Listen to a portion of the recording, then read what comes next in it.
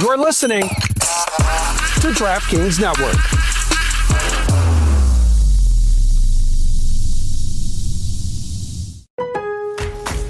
Now more than ever, Lowe's knows you don't just want a low price, you want the lowest price. And with our lowest price guarantee, you can count on us for competitive prices on all your home improvement projects. If you find a qualifying lower price somewhere else on the same item, we'll match it. Lowe's, we help, you save. Price match applies to same item, current price at qualifying retailers. Exclusions and terms apply. Learn how we'll match price at lowes.com/lowest price guarantee. At Sierra, discover great deals on top brand workout gear, like high-quality walking shoes, which might lead to another discovery. 40,000 steps, baby. Who's on top now, Karen? You've taken the office step challenge a step too far. Don't worry, though. Sierra also has yoga gear. It might be a good place to find your zen.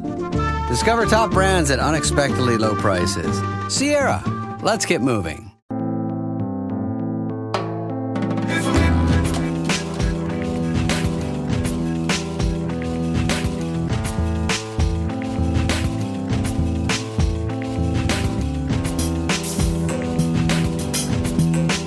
Surely in the history of South Beach Sessions, we have never had anyone tougher than this human being right here, Nancy Lieberman, two-time Olympian, two-time Hall of Famer, Big Three coach, champion, and a pioneer, a trailblazer. I don't know if you feel like one of those. Did you feel like a trailblazer while you were trailblazing, or does that come afterward? That is way after. You know, you play sports because you're having fun. You're with your friends. And it gets you out of the house. So you could never think you're going to be an Olympian. You could never think you're going to maybe change the world or be a pioneer, a trailblazer.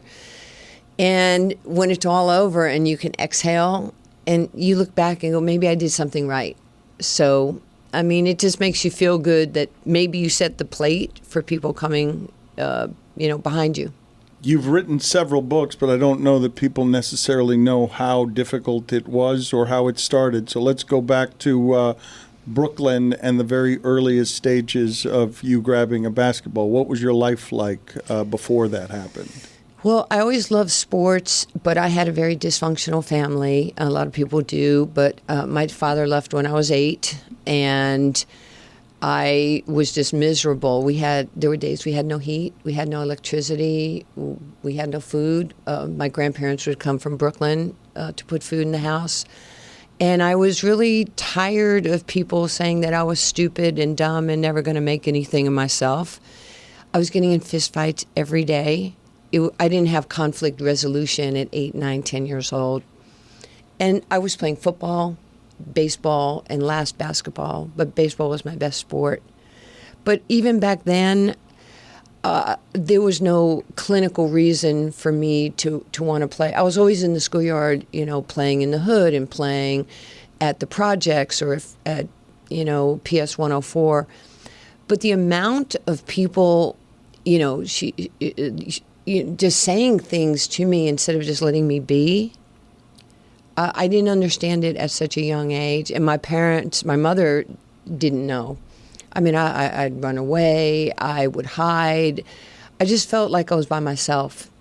I would think that it'd be lonely and you'd feel like an outsider almost all of the time. I felt comfortable on a ball field. I felt loved. Like if we were playing and the guys would say, we'll take her, it was almost like you say, you love me, or you were saying, we appreciate you. Because when I got home, my grandmother would say, act like a girl, walk like a girl. And then I'd be on the court and they'd go, play like a boy. So the dichotomy of that within, 2 or 3 hours and trying to understand what I was supposed to be doing. But at the end of the day, sports made me happy. And it filled me with joy. So I stayed with that. Was there a lot of love in the dysfunctional household, or a lot that felt like love? There was a lot of fighting that I can remember, and I don't think my grandparents really understood. My brother, he was a very high-level student, in school. I was barely, making the grade. But I just felt like I couldn't understand why I was always being attacked, verbally attacked for what I was doing. And I wasn't carjacking you. I wasn't in a gang. I wasn't stealing. I was just playing a sport that made me happy. But with boys. Boys, always with boys. They toughened me up. And for me, the best part was when I started going up to Harlem and going to Rucker Park. And that was like the next level of competition. And we had the park across the street from my house in Far Rockaway in Bayswater. And I can remember taking money out of my mom's wallet, like $2. I think they call it stealing. And I would take the train, the A train from Far Rockaway, change in Manhattan, and take the E train to 155th up in the Bronx. Do you even have a basketball that you can afford under your arm, or are you just taking the bus? This is a pilgrimage to the place, a sanctuary where you feel safest. Yes, and so I'm 12 years old, and I'm on this train, but I would wear a jacket, and I put T-shirts in the jacket, so I looked menacing on the train. And I would glare at people, like do it to them before they do it to you. Like maybe they thought I was crazy, which is debatable. And I had a ball, a little rubber basketball, and I'd walk into Rucker Park. That's crazy, Rucker Park. And these guys were like 12-year-old girl. Little redheaded, girl. And I'd be in the park, and the guys would go, "Little girl, are you lost?"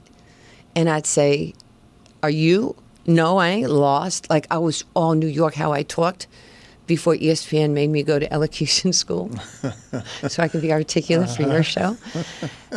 And the guy goes, "You know where you are?" I said, "Yeah, this is Rucker Park."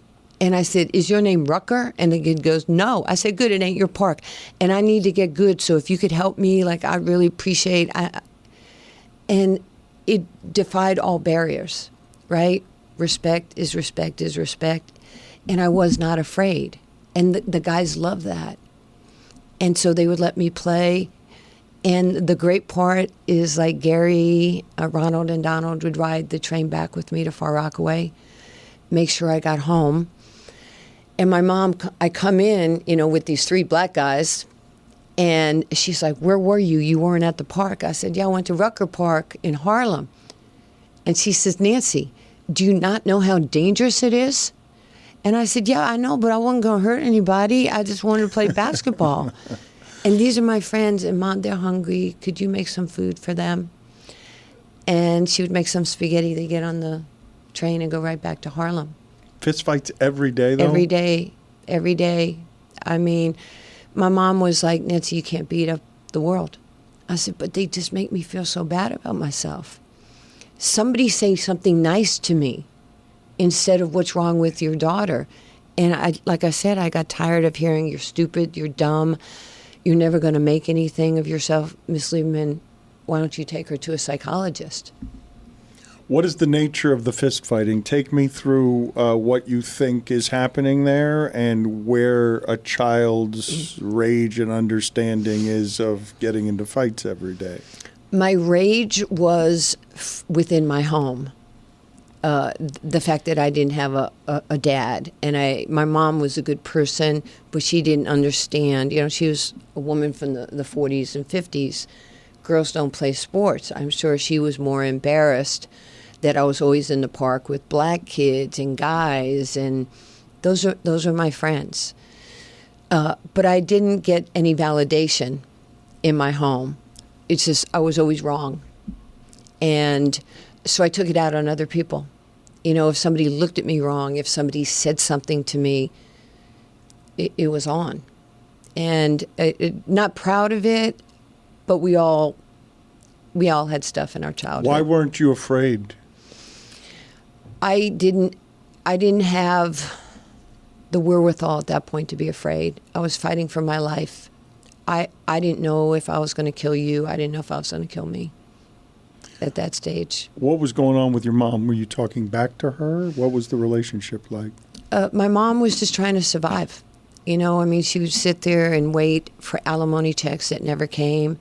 She was hoping that our phones weren't tapped. She had so much going on and trying to take care of 2 children, relying on her parents to help us,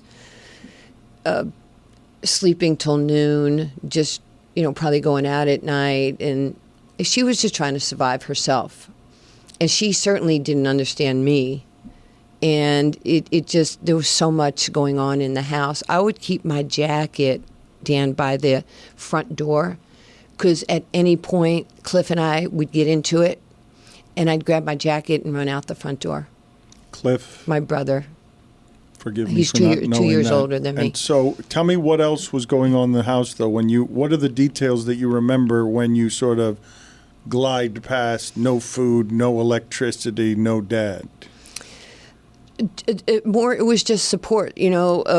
My brother was more of like, a mama's boy.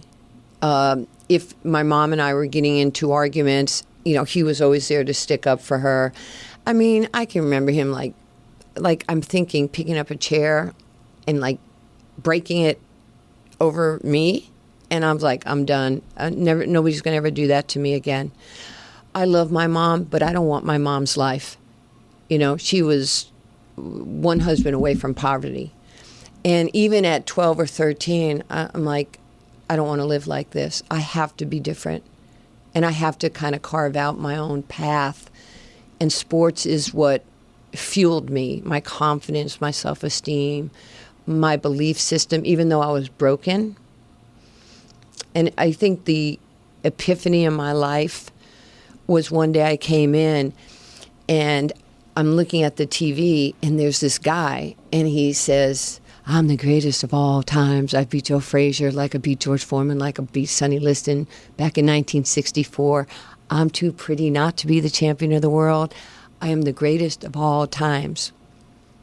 I walked into the kitchen and I stood at, kind of at the threshold and I went, I'm going to be the greatest of all times. And my mother goes, why are you talking like that?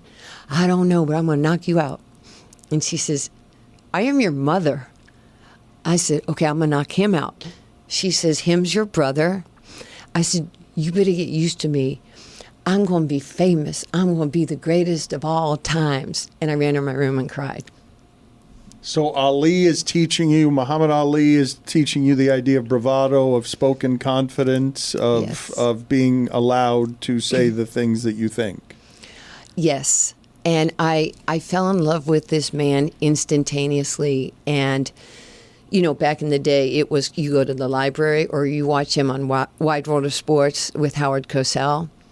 I was mesmerized by him. So he didn't know that he was changing the life of this little redheaded Jewish kid from Queens who was a little girl. So I started getting serious about sports. I was playing in little leagues. And then there was, in the Long Island Press, there was USA playing Russia exhibition game, 1974. So we all hopped in a car, went to Queens College, tried out.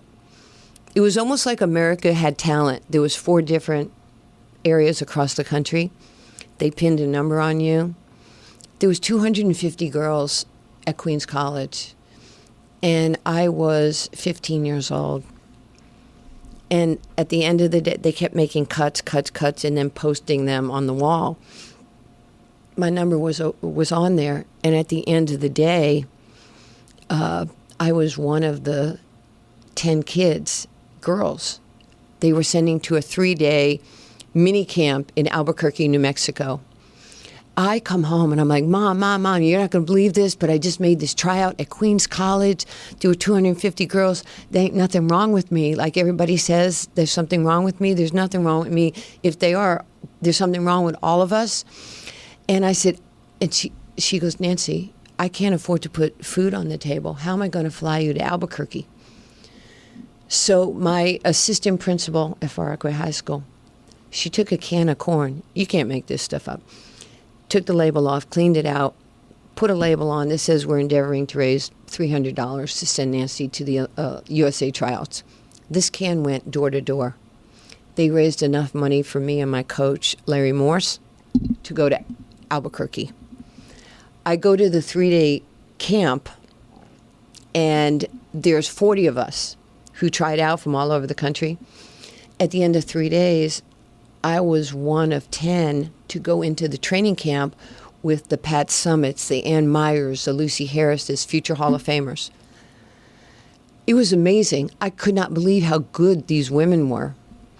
And I had my ribs broken on the end of the second day. And the coach and the team manager, they're driving me to the airport. And Alberta Cox, the coach of the team, she turns around. She goes, "Now, honey, you work hard on your game because we're going to need you in 1980. And I looked at her and I said, like, Coach, you know, like I'm from New York and like I'm not that smart or nothing, but I know 76 comes before 80. And I'm going to be on that 76 team. So you're going to have to get used to me." And I left. She fueled everything.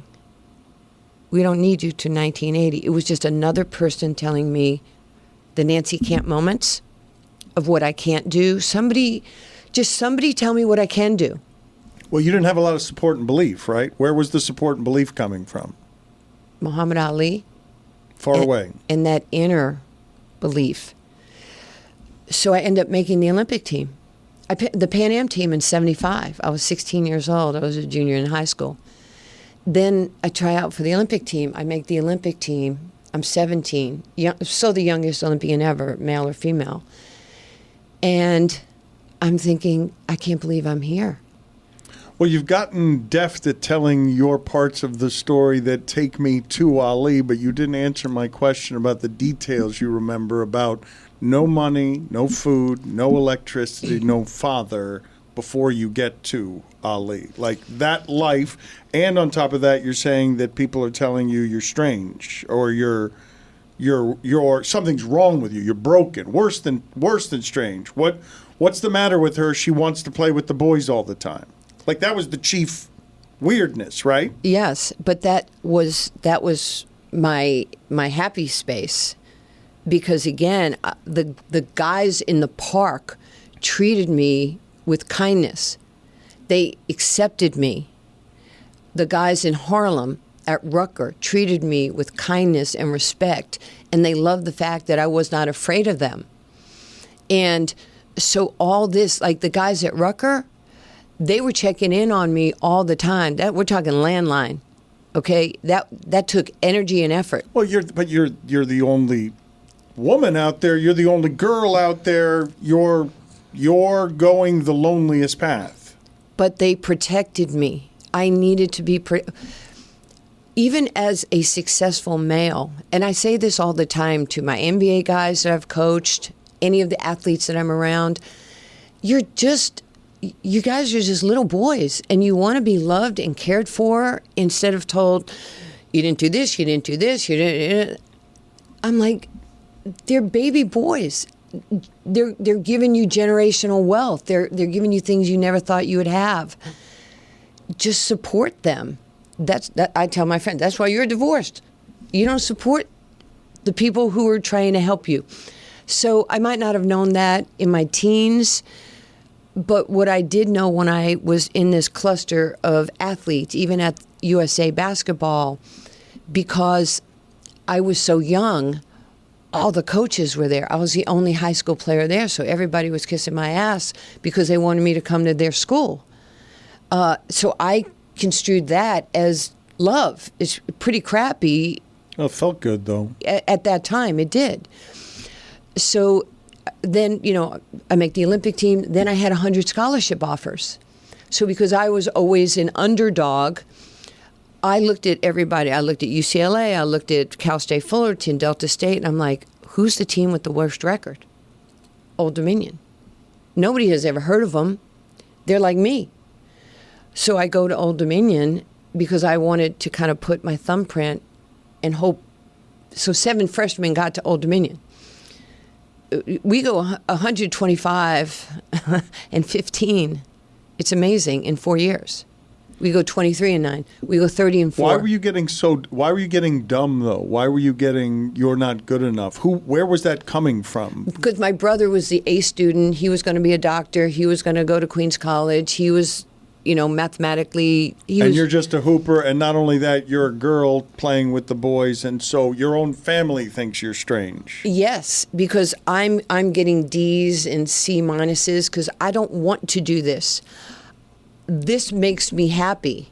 I'm the one going to the park at 6 a.m. to shoot.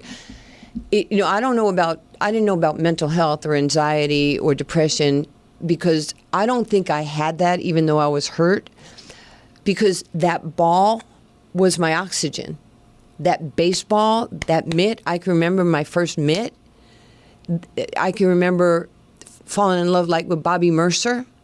I remember Bobby Mercer. I'm surprised to hear you say you were better at baseball than you were at basketball. Far better. I could have played on the Far Rockaway baseball team, but we had softball. I could have played baseball in college, but Old Dominion didn't have softball or anything. And basketball was my scholarship. I had to get out of my hood. I had to be something. The Ali stuff was always in the back of my head. I had to be something. And when we won the NIT, when we won back-to-back national championships, I asked for two things at Old Dominion. I asked for number 10 because of Walt Frazier, and I asked to play in Madison Square Garden.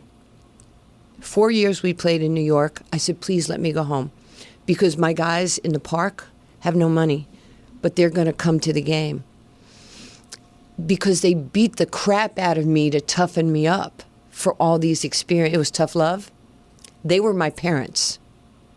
And again, my mom... Rucker Park in Harlem were your parents. They were my parents. Was your parents? Was your mom and dad? That's nuts. Yes. So... It doesn't even make sense, though. The idea of there can't be another story like that. A 12-year-old girl taking the train, a 12-year-old white girl taking the train to the most legendary outdoor park that there has ever been in the history of New York. Yes, but I would rather have people not say they love me. I'd rather have people be loyal to me because dogs are loyal. And my dogs in Rucker Park were loyal and protected me. When I did, a couple of years ago, Kevin Durant, 35 Ventures, with Rich Kleiman, they did Point Gods. Mm-hmm. Yeah, they did the documentary series. The doc, and I was one of the 15 or 16 in that documentary, which was an honor. And they said, where do you want to shoot your episode? I said, center court at Rucker Park. And I go to Rucker at this point in my life where, everybody's like, Nancy Lieberman, and they're yelling from the projects, fire, yo, fire. And I'm like, come on, come down.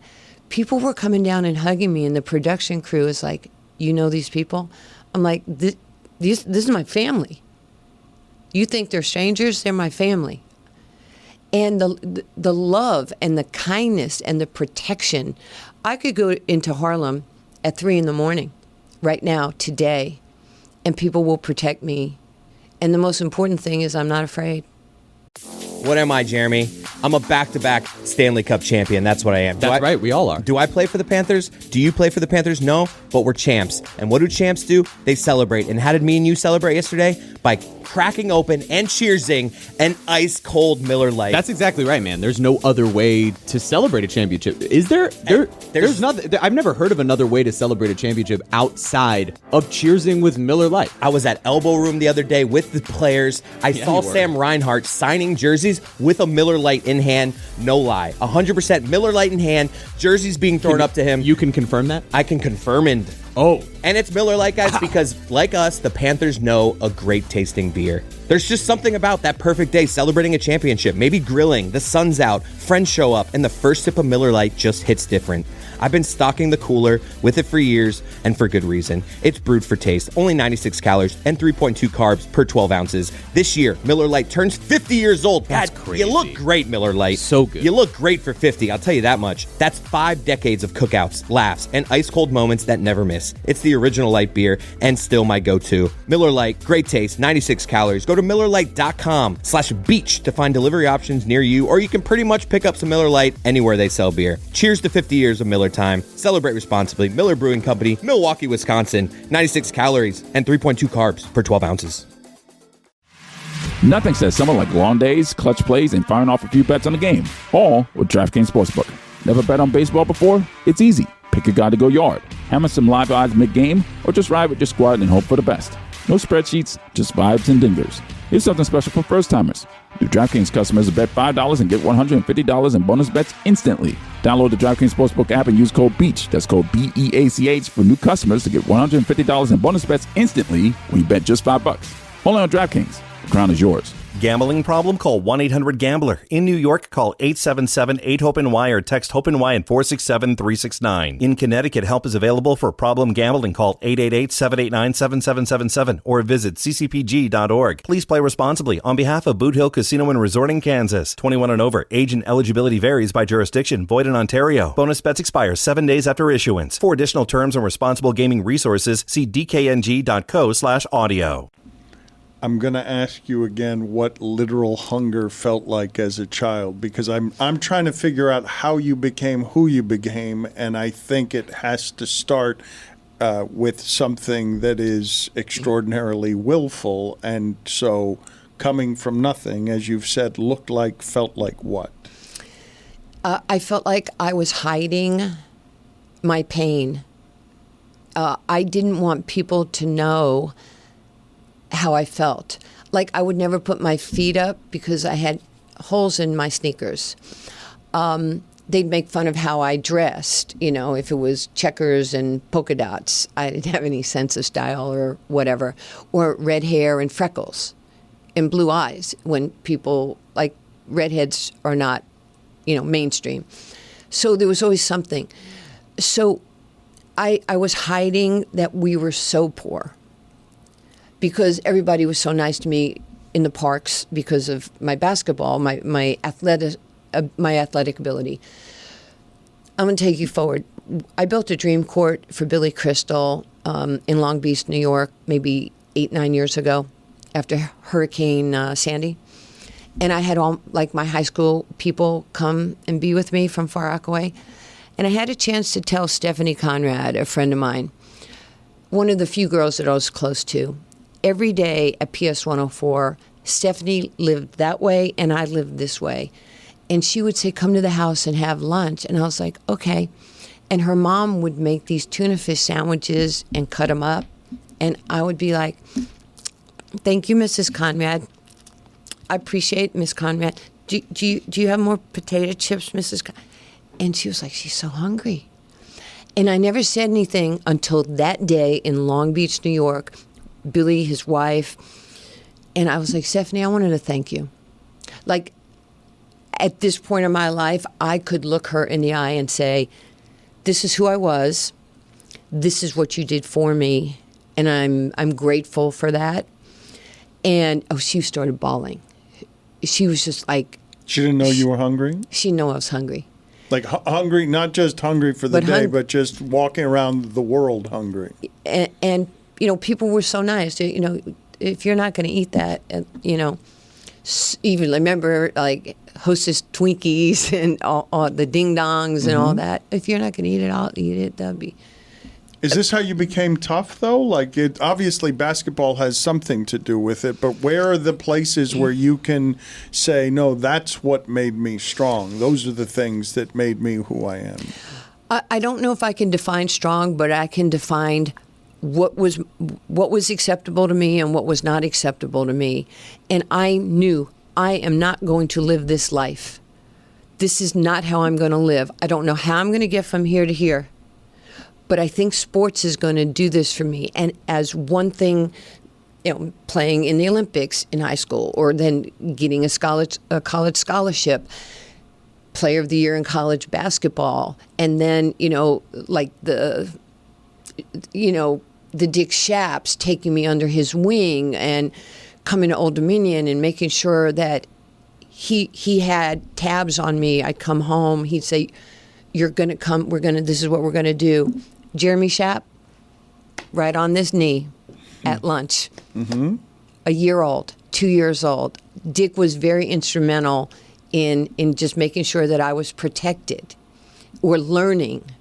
And he would introduce me to so many people. He's like, you need to do this and you need to come to this event. And again, I don't have, I can't tell you why. Like, I want to do a book that says, how do you know ... How do you know Dick Schaap? How do you know Muhammad Ali? How are you friends with Kevin Costner? How are you friends with Warren Buffett? How are you friends with Ice Cube? I don't have a clinical reason. I don't even know how I'm here with you, and I'm a fan of what you've done and what you've done with Poppy and To Make Me Laugh, or just how you were with your family was very impactful to me. And I get a chance to tell you this in real time, like right now. Well, the people that you mentioned, though, so many of the men that you mentioned are obviously gravitating toward a place where commonalities exist on the chasing of excellence. Like they have at least some sort of Dick Schaap. When you're talking about Dick Schaap, he's got some knowledge of what it's taken to be you, the difficulties, the impediments, the obstacles. He's got this much knowledge, but he's got such knowledge. So I imagine that that's a place where you connect with all of these people as respect. I hope so, and I think so. And some of the people that got to know me, and he got to know me because he interviewed me so many times. He was down at Old Dominion so many times.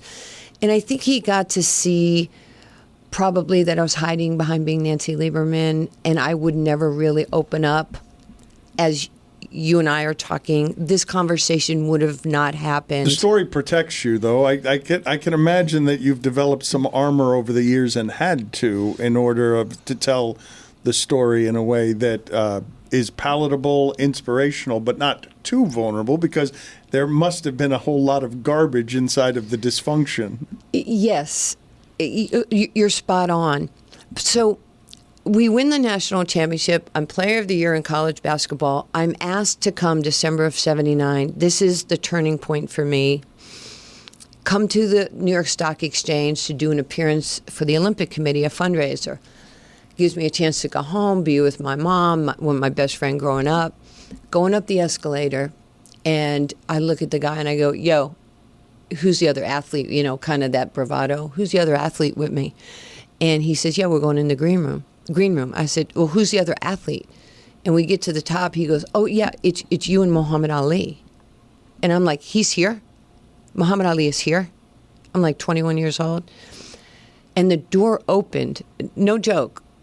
And it was like that Oprah, and the glove. And I was hyperventilating.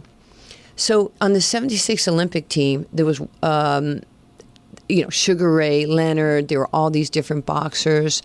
And I love boxing. And Howard Davis, who won a gold medal, and he was from Queens. And I saw Howard. And I beeline to Howard. And my mother goes up to Ali and puts her arms around and goes, Mr. Muhammad, I'm Rini Lieberman from Queens, and my daughter is the greatest of all times. And Ali looks at her, and I'll show you the picture. I have it in my phone. And he goes, listen, there's only one greatest of all times, and it's me. And my mom goes, yeah, no, I know you're good, but my daughter. So he gives me this. It's like you and I right here. And I'm like looking down, and I'm telling you, I couldn't breathe. And he goes, your mom says you're good. And I go, no, Mr. Muhammad, I'm the greatest of all times. And Mr. Ali, like, I beat people up all the time, like every day. And he looked at me and he says, I'm going to ask you to stop hitting people. I said, yeah, but they irritate me and they bother me. He says, I'm going to ask you to stop hitting people. I'm like, you hit people. He goes, I get paid to hit people. Interestingly, he's taking my information in like you are. And when it was all said and done, he says, can you come back to the plaza where he was staying? And we went up in his suite, and we were there for 4 hours. He's teaching me about racism. He's teaching me about what hurts Black America, the color of their skin, or people who are not, by and large, white. And he taught me about philanthropy, and he looks at me and he goes, Nancy, you're going to shake up the world. You're going to change the world. And I'm like, I have a game on Tuesday. Like, I'm not understanding what he's saying to me. And then he says, God made you special. And Dan, the thing that connected me for Ali for 37 years was my answer. You know God too? That is so cool.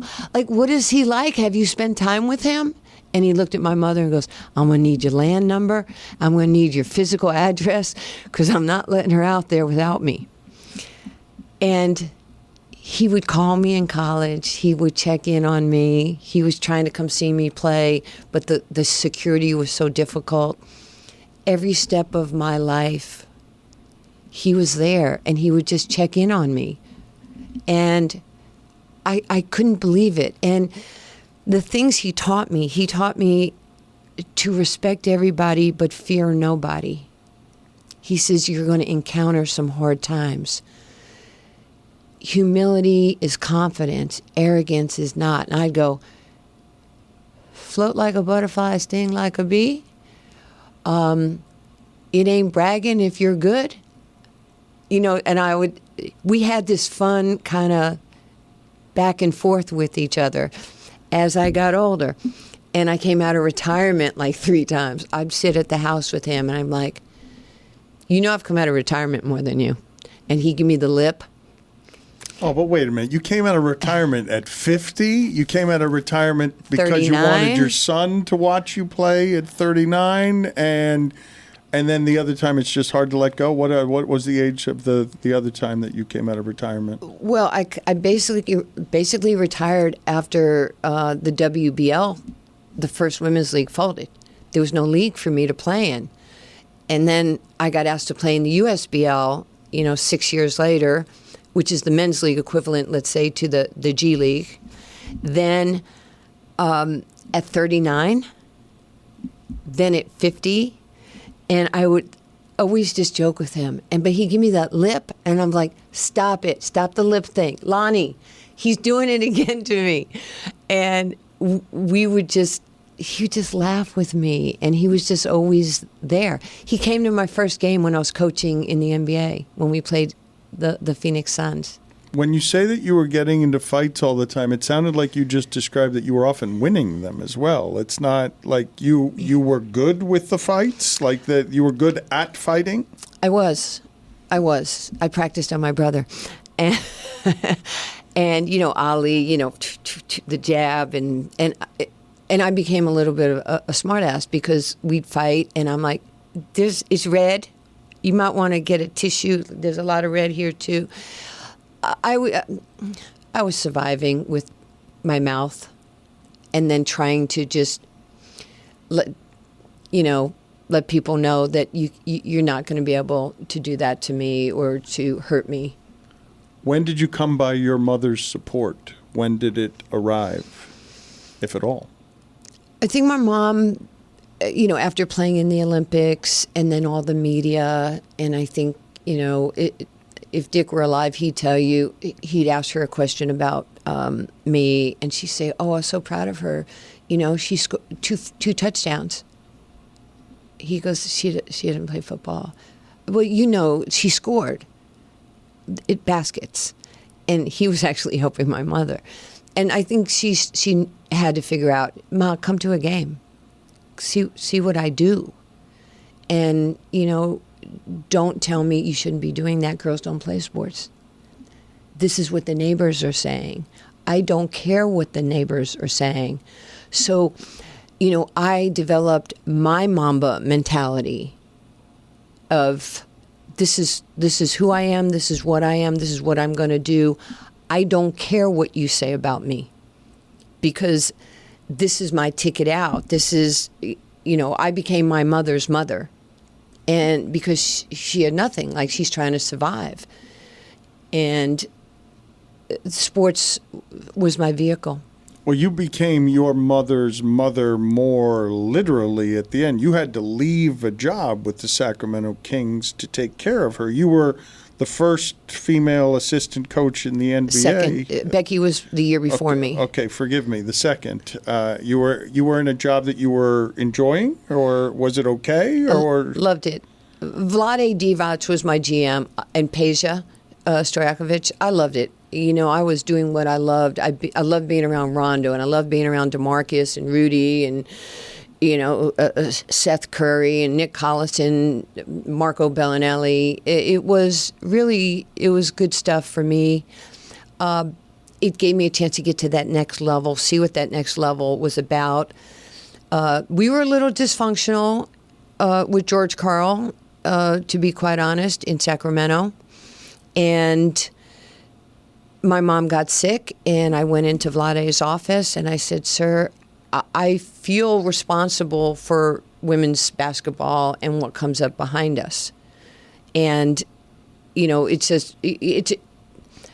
Jackie Robinson comes into Major League Baseball, it's historic. If Larry Doby doesn't come after him, it's a tragedy. If Becky gets hired, it's historic. If Nancy doesn't get hired, it's a tragedy. It could be Nancy, it could be Sue, it could be anybody. But we can't have one-offs for the optics. Growth is growth, and we have to be given opportunity and chance. Oh, so you didn't want to quit. You couldn't, it hurt you to quit anything. Because I felt responsibility, and I'm not a quitter, but, in life you say, it's God and family and job, and then you're in it, and it's money and status and family and God. And I think people get that twisted when so much is being thrown at you. And now I'm not poor Nancy. By that time, I'm rich Nancy. And now what's changed? Are my priorities in line?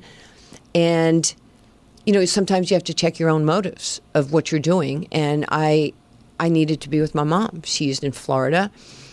She's sick. She's getting older. She's in her 80s. She's probably 88, 89. And she has nobody. So I said, Vlade, and he goes, it was great. Nancy, you go to your mother. Peja, come here. Come here, Peja. Peja walks in, he goes, Nancy, it's what Vlade said. You go to your mother. You have no regrets. And I'm like, okay. And then he goes, I give you 2-year extension. I go, I don't want a 2-year extension for something I'm not doing. I don't want to take anything from somebody. I have to earn what. That's how my belief system. Vlade is the best. I love that man because he took the pressure off me. So I'm with her. My mother goes, you're never with me. I go, I have 189 nights at the Marriott in Delray Beach. What are you saying I'm not with you? The Jewish guilt. You can't win. And I'm like, I'm leaving. I don't live here, but I'm here as much as I can be here. So I'm at home. This is 2018. I step away after Summer League in 2017. And I'm watching the NCAA tournament, flipping back and forth on the men's and watching Straight Outta Compton. My phone rings. It's restricted. I'm like, I'm not answering it. It's, And then I'm like, wait, you're a girl. You're curious, right? FOMO? Oh, you might be missing an opportunity there of some sort. So I'm like, go right back to being New York. I go, yo, who's this? And he goes, yo, it's Ice Cube. I'm like, yo, do I call you Mr. Cube, Mr. Ice? What do I call you? He goes, call me Cube. He goes, Nancy, I'm in a room with people who primarily look like me, and I'm a man of equality. And I said, sir, he said, we would like for you to coach in the Big Three. I know about your mom. It's 3 months. It's 2 days a week. We'll schedule a game in Florida so you can see mom. He said, you'll be the first female head coach in a men's professional league. I was like, well, that's great. I said, sir, are you checking a box? Don't you hate when people do that to you? And he says, no, I think you can win. And I said, well, I really actually wanted to hear that. And he goes, and tell your agent, you'll be the highest paid coach in the league. You'll make what Julius is making, what Michael Cooper, Gary Payton, Rick Barry, Rick Mahorn, George Gervin. I'm like, the highest paid equality? And he goes, yes. I don't know about you, but I had never heard that before. well, this is what you're going to get paid. But he does the same description, and he's making this. Well, if you want to be here, this is what you're going to get paid. So then you're like, I need to get my foot in the door. Do I push back too? Those are the life's choices. And this guy is saying, you don't have to even worry about that. 7 years later, I'm working for a black-owned business. I'm working with someone who celebrates me, doesn't tolerate me. And one of the really cool moments of my life was when we won the championship in 2018 at Barclays Center. There's 17,000. It's sold out. The confetti's coming down. And we're on that podium that we've seen so many times. And here's Cube handing me the championship trophy. And I just looked at him and I said, thank you. Thank you for the opportunity. You don't know how good somebody can be if you don't give them a chance. This episode is brought to you by Progressive Insurance. Do you ever find yourself playing the budgeting game? Well, with the Name Your Price tool from Progressive, you can find options that fit your budget and potentially lower your bills. Try it at Progressive.com. Progressive Casualty Insurance Company and Affiliates. Price and coverage match limited by state law. Not available in all states.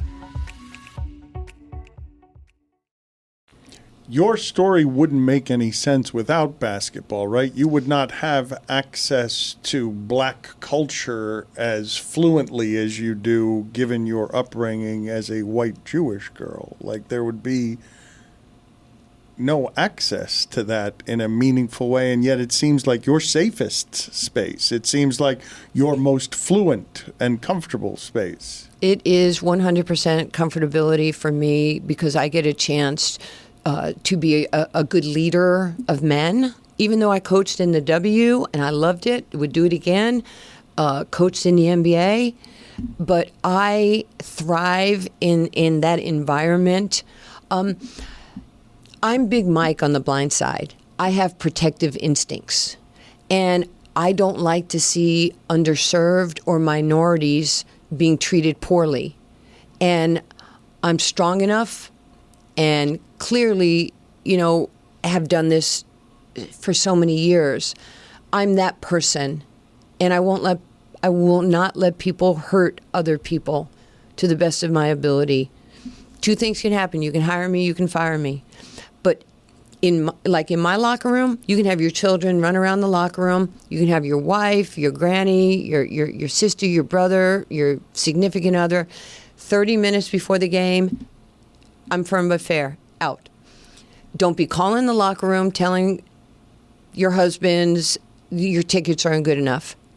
He has a job to do. This is his job. Handle your business. Let us handle our business. These guys, this is maybe a soft landing to retirement.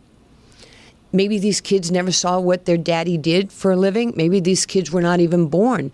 But he has given you generational wealth. And I want them to see what their dad did.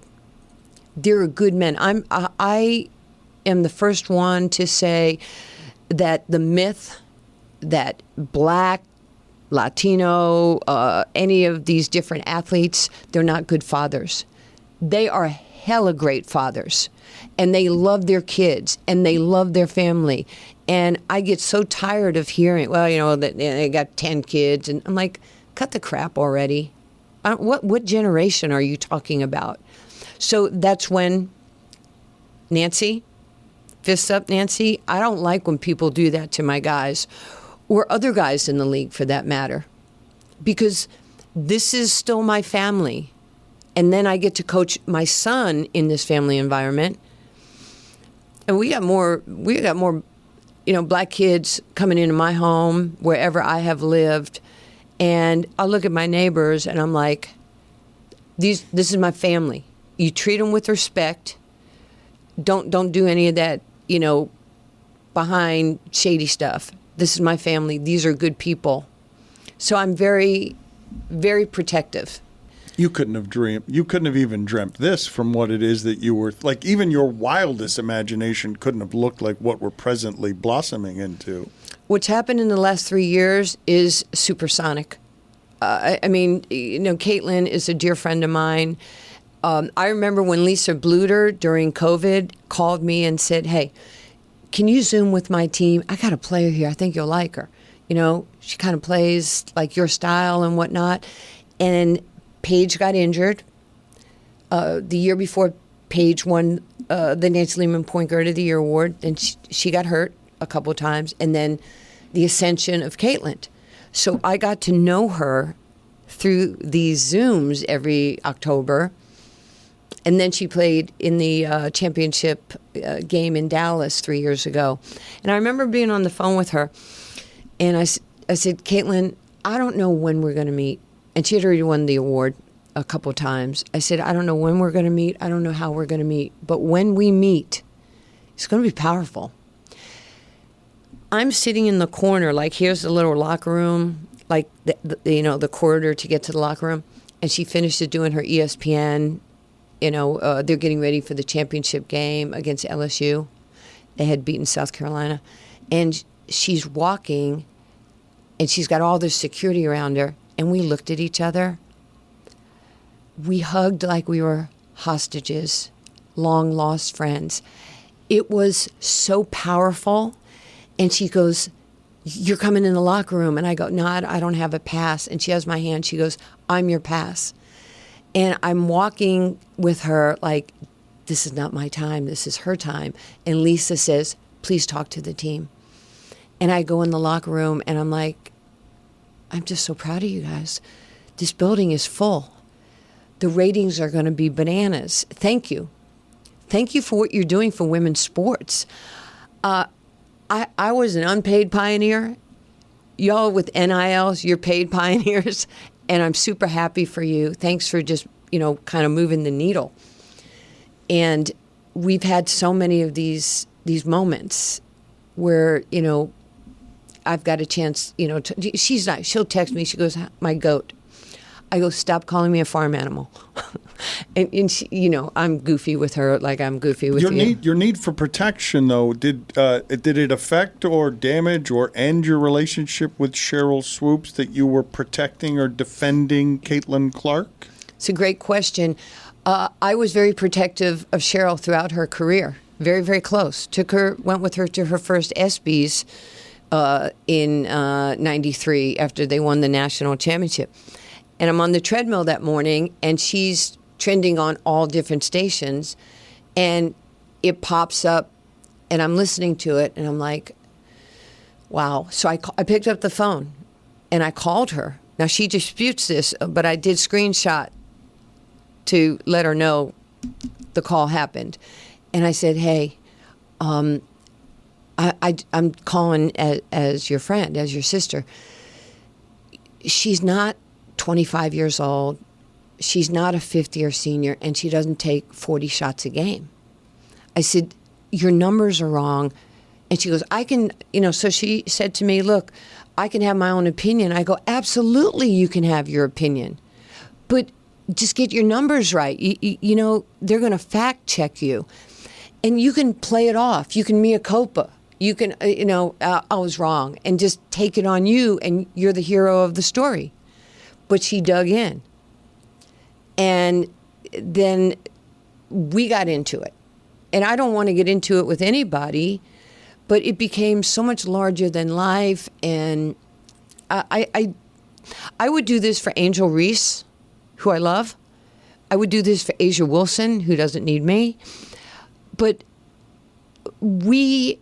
our generation, we have to celebrate this generation.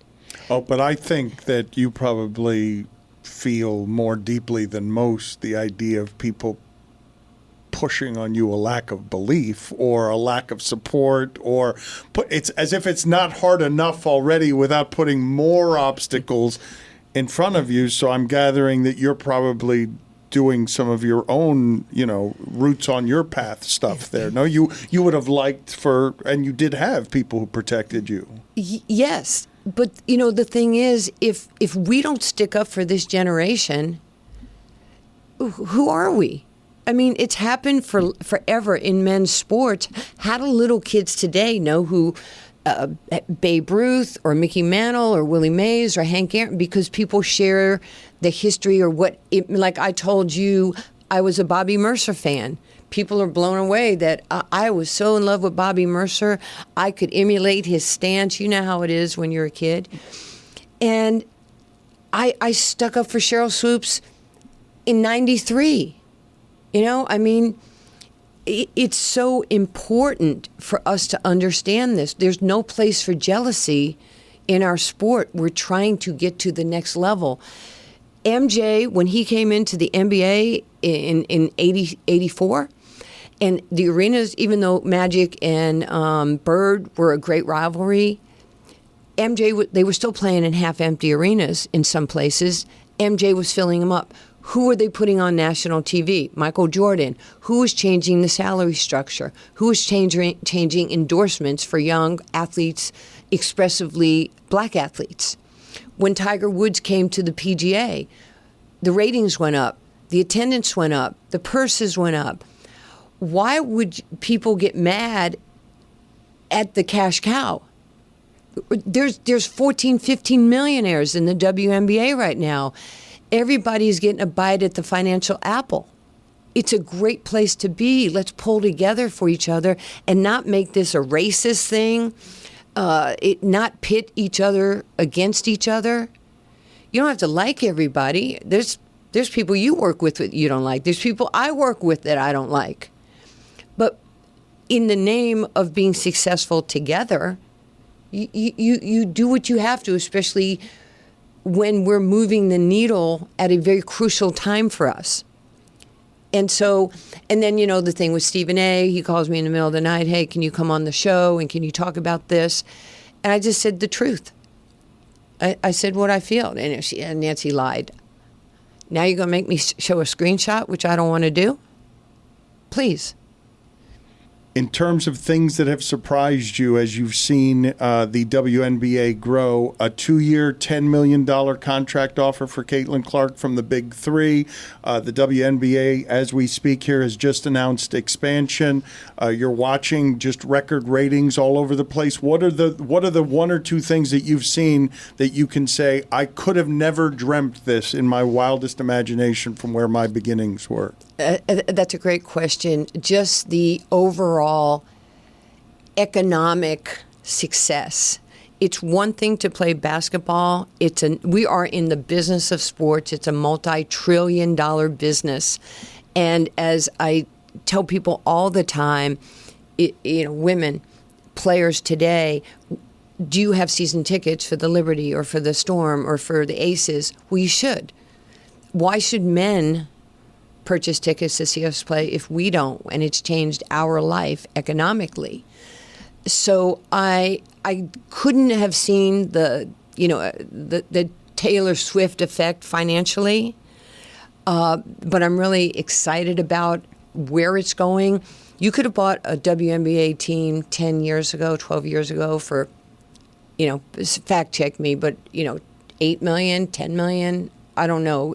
I'm sure the league will call and give me the right numbers. But now they're estimating it at $280 million. I think the Liberty, I saw something about a month ago, they got an evaluation of $450 million. It's a real business. It's not a mom and pop organization. And I'm very thankful to David Stern. And I used to say it when I was coaching in the league. Every player in the league and coach should write a letter to David Stern and say, thank you. I'm like, put on my little tomb, gratitude. Gratitude. It's just a thank you for taking us from here to here. What can you tell us about the details of how little money you were making while you were busy pioneering? $50,000 was my first salary in the WNBA.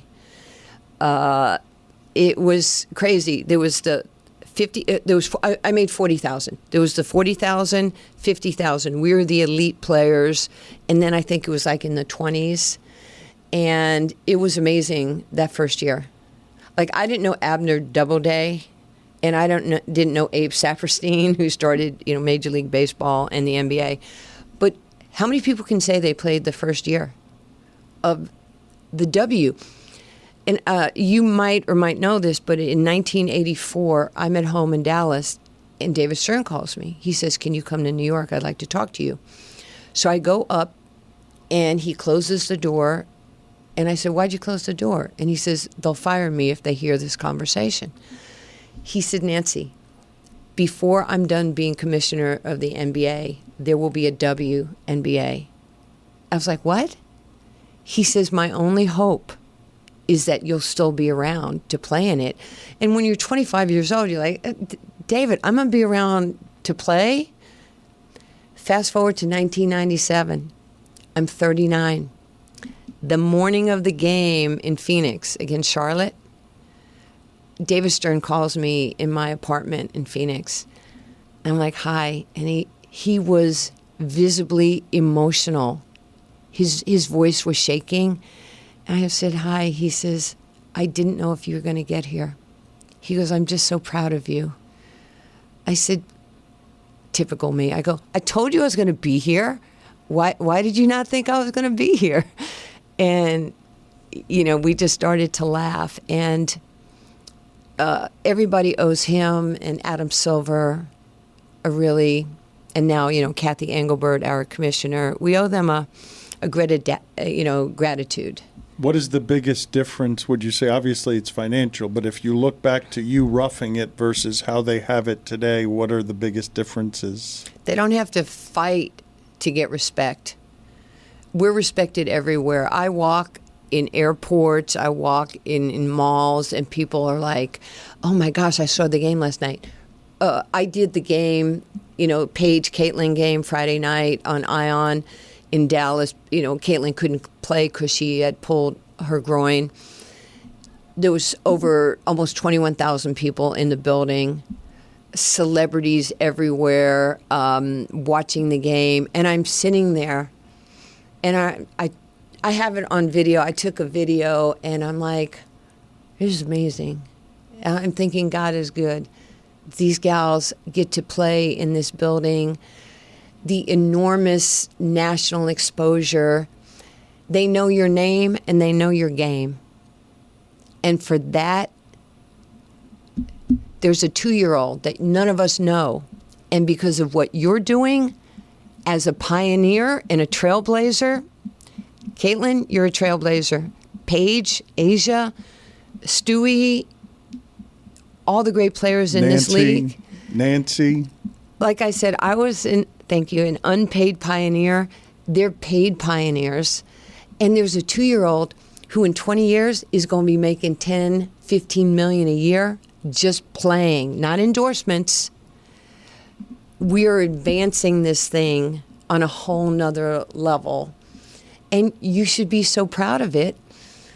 Are you, though? Do you allow yourself to absorb that you're at least in part responsible for all these things that you're looking out over with awe and gratitude? You're not off to the side of it. You're at ground zero. I might have been, and I was at ground zero, but when I went back before the game towards the locker rooms, I always make sure that I'm extending myself to today's players. You're not going to accept the pride that I'm asking you to have, are you? You're going to deflect it. You're going to push it away. I clearly know who I am. I understand my place in history. But it's also important to me, everybody has their own why, but to go back and talk to Sophie Cunningham and to talk to Aaliyah Boston and to talk to Lexi Hall. And when I went there, their PR person said, we want to introduce you to Nancy Lieberman. And Sophie Cunningham goes, everybody knows her. And I hugged him. I was like, that's really nice of you. Because life is about choices, right? Up, down, left, right, duality. Maybe they don't know, but it's okay. But now we do know. And if there's anything you need, Asia, I'm here, or Angel, or Paige, or anybody. I would assume that there are an assortment of women who have had the same experience with you that you've had with Muhammad Ali, that you would be that for a young person who might not know what their promise is? A young person who might not have love or support in the home but needs to find it on television. It's funny you say that. I don't want to lose that thought, but, Hitch, the movie, which I love funny movies, you don't know where you're going if you don't know where you came from. I'm part of where they came from. So I think the W is doing a good job of bridging us, pioneers, to today's enormous talent. For 20 years, I've had people want to do my life story. And it was like, no. I wasn't ready. Had I done it, I would have missed coaching in the WNBA. I would have missed coaching in the G League, coaching in the NBA, coaching now. I would have missed this day in Miami with you, getting a chance to properly meet. And it's like we met and we didn't know each other, but we felt like we knew each other. Mm-hmm. And that's a powerful moment. And I love those moments. So now I'm getting ready to do my life story, and I'm not sure if my life story is over. But damn, I'm going to be 67 years old. I got a Medicare card. I'm going to take everybody else's Social Security from you before you get a bite at that. Tomorrow is her birthday. Happy birthday to a pioneer, a trailblazer. It is an honor to spend this time with you. Your story is a riveting one. Thank you for spending this time with us. Thank you for having me. And tell Poppy I say hi. I will pass along your regards, and he will say, as he does with many American athletes, who the hell is that? It is no disrespect of you. It's just a shining symbol to how proud he is of his ignorance. Thank you, Nancy. Thank you so much.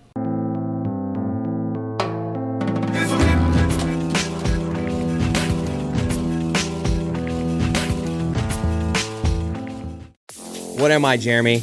I'm a back-to-back Stanley Cup champion. That's what I am. That's right. We all are. Do I play for the Panthers? Do you play for the Panthers? No, but we're champs. And what do champs do? They celebrate. And how did me and you celebrate yesterday? By cracking open and cheersing an ice-cold Miller Lite. That's exactly right, man. There's no other way to celebrate a championship. Is there? There's nothing. I've never heard of another way to celebrate a championship outside of cheersing with Miller Lite. I was at Elbow Room the other day with the players. I saw Sam Reinhart signing jerseys with a Miller Lite in hand. No lie. 100% Miller Lite in hand. Jerseys being thrown up to him. You can confirm that? I can confirm and... Oh. And it's Miller Lite, guys, because like us, the Panthers know a great tasting beer. There's just something about that perfect day celebrating a championship, maybe grilling, the sun's out, friends show up, and the first sip of Miller Lite just hits different. I've been stocking the cooler with it for years, and for good reason. It's brewed for taste, only 96 calories and 3.2 carbs per 12 ounces. This year, Miller Lite turns 50 years old. That's God, crazy. You look great, Miller Lite. So good. You look great for 50, I'll tell you that much. That's 5 decades of cookouts, laughs, and ice-cold moments that never miss. It's the original light beer, and still my go-to. Miller Lite, great taste, 96 calories. Go to MillerLite.com/beach to find delivery options near you, or you can pretty much pick up some Miller Lite anywhere they sell beer. Cheers to 50 years of Miller time. Celebrate responsibly. Miller Brewing Company, Milwaukee, Wisconsin. 96 calories and 3.2 carbs per 12 ounces.